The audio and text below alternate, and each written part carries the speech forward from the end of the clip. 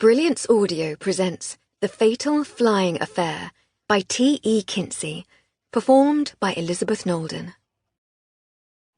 Lady Hardcastle was in the garden offering the new gardener a scone.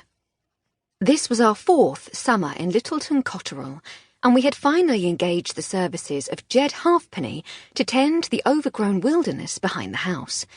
We'd made a stab at it ourselves, of course, and the housemaid's husband, Dan, had kept the worst of it under control, but it needed the tender ministrations of someone who properly knew what he was doing. And that someone, as I'd been saying for quite some time, was Jedediah Halfpenny. We'd met him soon after we moved to the village, and he'd supplied vital information to help us catch the killer of a farmer who died in his beef and mushroom pie on market day. He made his home in a caravan in the woods and lived for the most part on foraged food and occasional poaching. He had always seemed to me to be the ideal chap to fettle the garden. As I approached, he was leaning on a spade and listening patiently to Lady Hardcastle as she extolled the virtues of the scones. "They really are delicious," she said. "I know a scone's not much of a culinary marvel in itself, but Miss Jones works wonders with them. Do try one." "Thank you, ma'am," said Jed. "Don't mind if I do." "Flo agrees, don't you, dear?" "Agrees with what, my lady?" I said. "That Mrs. Jones's scones are second to none." "They're certainly up there among the better examples of the scone-maker's art," I said. "I was just asking Mr. Halfpenny—" "Jed, ma'am. I'll keep telling thee I'd be much more comfortable if they just called me Jed. Everyone does."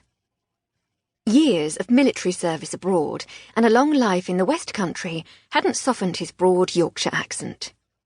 "I was just asking Jed if it would be possible to cultivate an air of artful wilderness out here, as opposed to the actual wilderness we currently have," I said. "Well, quite," she said. "I've never been much of a one for formal gardens, neat borders and regimented plants afraid to step out of line. I wondered if we might have something a little more, well, natural, I suppose." "And what do you think, Jed?" I asked. "Sounds like a grand idea to me," he said. "You could have wild herbs and flowers along this side. I could build you a little wall or summit there for climbers." "We seem to be of one mind," said Lady Hardcastle. "I'd like plants and flowers that attract bees and butterflies. I want undergrowth for mice, a pond, perhaps, for frogs. Oh, and newts. I want to wake up in the morning and find that moles and badgers have dug up the grass and not care about it because it's not a croquet lawn.